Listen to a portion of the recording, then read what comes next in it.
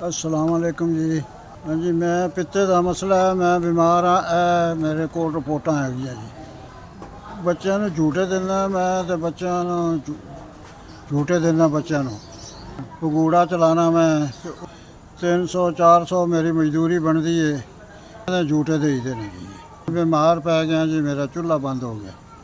ਮੈਨੂੰ ਪਿੱਤੇ ਦਾ ਮਸਲਾ ਹੈ, ਮੇਰੀ ਤਕਲੀਫ ਬਹੁਤ ਹੁੰਦੀ ਹੈਗੀ ਜੀ।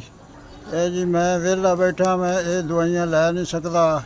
ਡਾਕਟਰਾਂ ਨੇ ਲਿਖ ਕੇ ਦਿੱਤੀਆਂ ਨੇ, ਉਹ ਮੈਂ ਲੈ ਨਹੀਂ ਸਕਦਾ। ਪੈਸ਼ਨ ਦਾ ਮਸਲਾ ਹੈ। ਮੈਂ ਜੀ ਦਵਾਵਾਂ ਕਿੱਥੋਂ ਖਾਵਾਂ, ਮੇਰੇ ਕੋਲ ਪੈਸੇ ਨਹੀਂ ਹੈਗੇ। ਰੋਜ਼ ਕਮਾਨਾ ਤੇ ਰੋਜ਼ ਹੀ ਖਾਣਾ ਦਵਾਈ। ਧੀ ਦੇ ਬੂਹੇ 'ਤੇ ਬੈਠਾ ਜੀ ਮੈਂ, ਪੁੱਤਰ ਹੈ ਸਹੀ, ਮੈਨੂੰ ਪੁੱਛਦਾ ਨਹੀਂ ਹੈਗਾ। ਮੇਰੀ ਬੇਵਾ ਧੀ ਹੈਗੀ, ਮੈਂ ਉਹਦੇ ਕੋਲ ਬੈਠਾ ਹਾਂ। ਸੁਣਦਾ ਤਾਂ ਦੇ ਦਿੰਦਾ, ਨਹੀਂ ਤਾਂ ਮੈਂ ਉਹ ਰੋਟੀ ਖਵਾ ਦਿੰਦੀ। ਉਹ ਵੀ ਮੇਰੀ ਧੀ ਮਾੜੀ ਹੈਗੀ ਹੈ, ਜਿਹੜੀ ਗੱਲੋਂ ਮੇਰਾ ਸਾਥ ਦੇਣੇ ਵਾਲਾ ਕੋਈ ਨਹੀਂ ਜੀ। ਮੇਰੀ ਮਦਦ ਕਰੋ, ਸਦਕਾ ਦਿਓ, ਜ਼ਕਾਤ ਦਿਓ, ਮੇਰਾ ਭਲਾ ਕਰੋ ਜੀ। ਤੁਹਾਡੇ ਵਾਸਤੇ ਦੁਆ ਕਰਾਂਗਾ।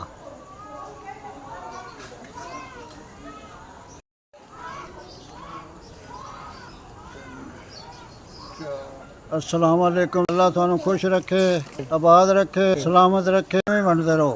अल्लाह ताला 5,000 रुपया दिता जे, अल्लाह ताला अपनी बारगाह च कबूल करे।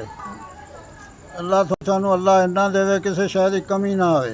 हज जगातां कबूल करे, अल्लाह तुहाडियां खरातां कबूल करे। खाता दिता अल्लाह पाक कबूल करे। तुसीं मेरे गरीब दी मदद की, तुहाडा बहुत शुक्रिया।